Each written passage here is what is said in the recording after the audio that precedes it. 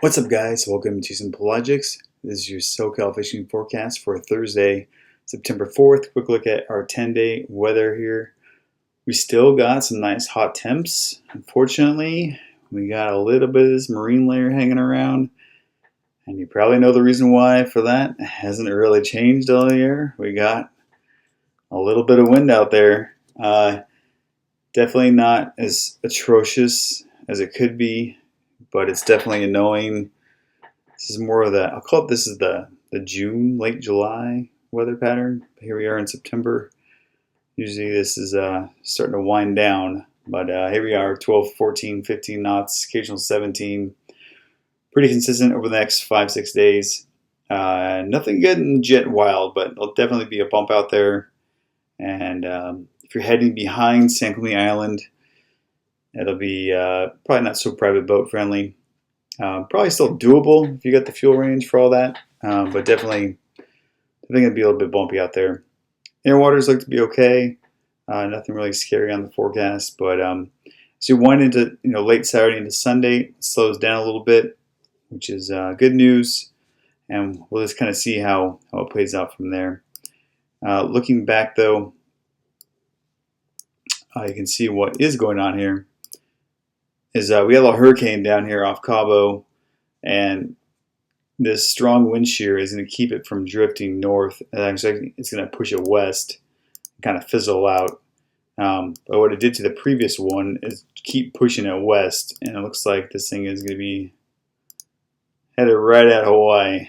So, I mean, the course is going to be a little off this far out, but definitely, if I'm in Hawaii, I'm keeping an eye on this thing.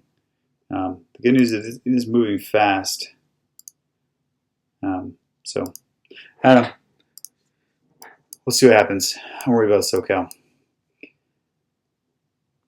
Looking at our marine forecast, this is for our outer waters. So the stuff to really be concerned about: west-northwest 4 feet at 5 seconds Thursday night.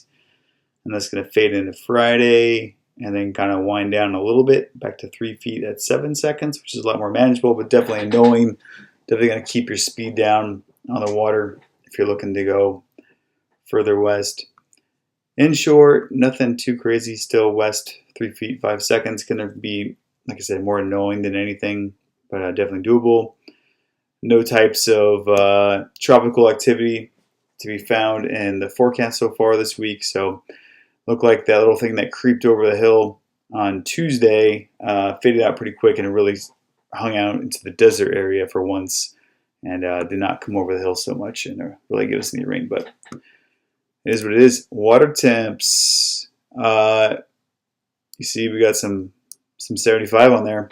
That's what we were looking for. That should have happened last month, but we finally got a little glimpse of it. The cloud cover is not really burning off too bad. We got majority sunny days, just a little bit hazy mornings so far. So cloud cover isn't really that thick, heavy fog stuff that we had in early June. It's just more of the hazy cloud, but it's allowing a lot of the sun to get through.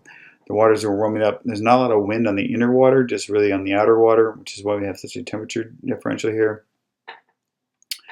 And I told you, like the last 2 weeks, we didn't see this warm water come in, it was going to be make or break for yellowfin, and yellowfin 3 days ago. So that's the good news. Over the weekend, I warned you that there was going to be some wind creeping up, and definitely kept some guys off the water. There's a small craft advisory up at the Channel Islands. That stuff's still blowing pretty good. So no real information coming from Channel Islands, nothing from San Nick, and nothing from Santa Barbara with the wind as of late. I don't know anyone who's really been looking at these islands. I still imagine you'll probably find a yellowtail at one of these two islands for sure. Maybe occasional sea bass if you can find some squid, but we are like really late into the sea bass now. So maybe back as we come into later fall, when things kind of slow down a little bit, we'll see maybe some more sea bass hang out, but pretty late in the season for sea bass as of right now. Better chance with some yellowtail.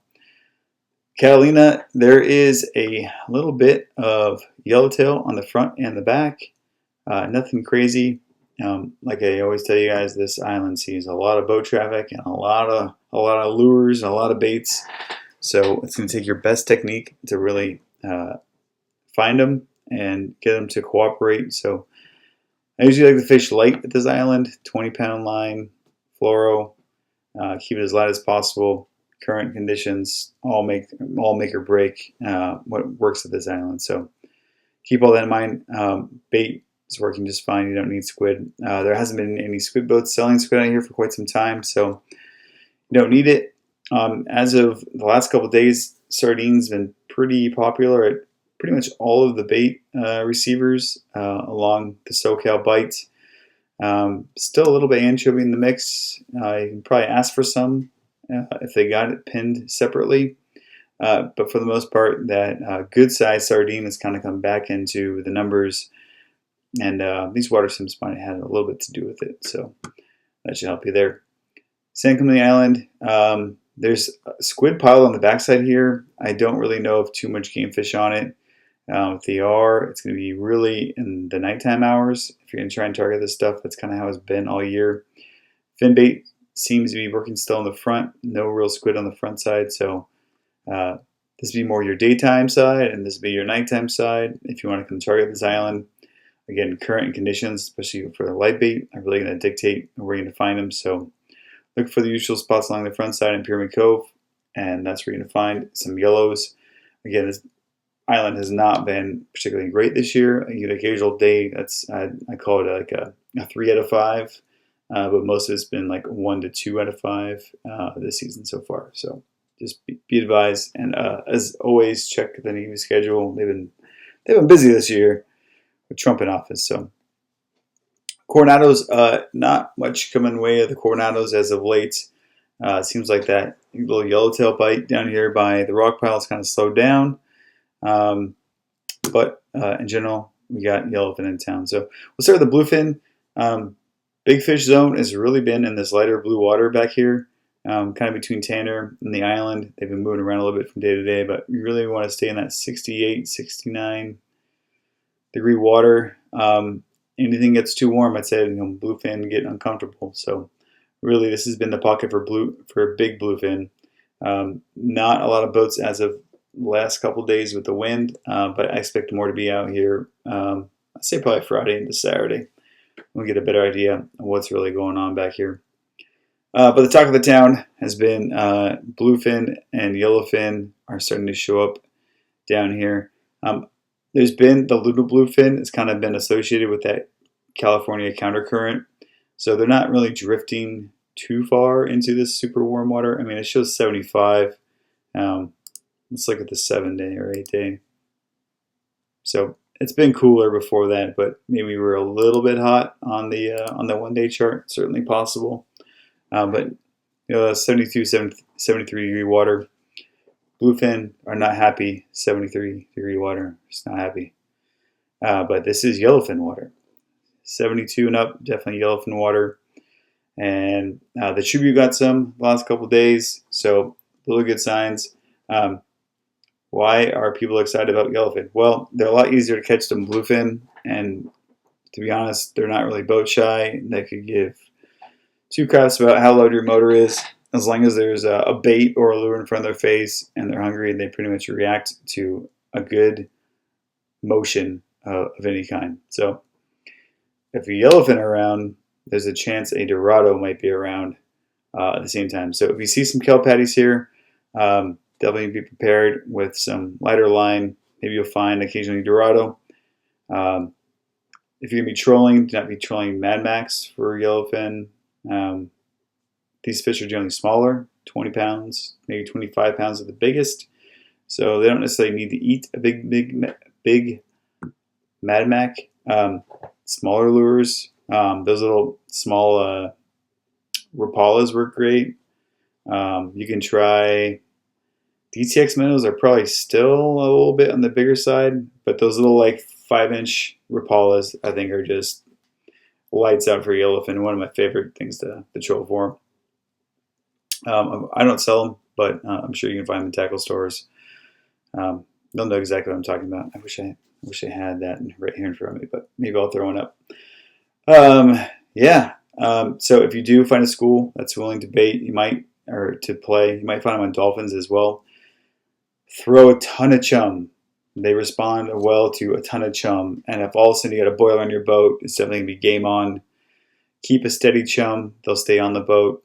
And then fly line from there on out usually is the trick. So start with 20 pound. You'll tend to get bit better if they're going to want to react to it. If you fish 30, they might react to the chum but not bite 30. So start with 20. If you start getting broken off, maybe switch up to 25 and then escalate to 30 if they're just dumb. But usually I like to fish them a little bit light to get that better reaction out of them.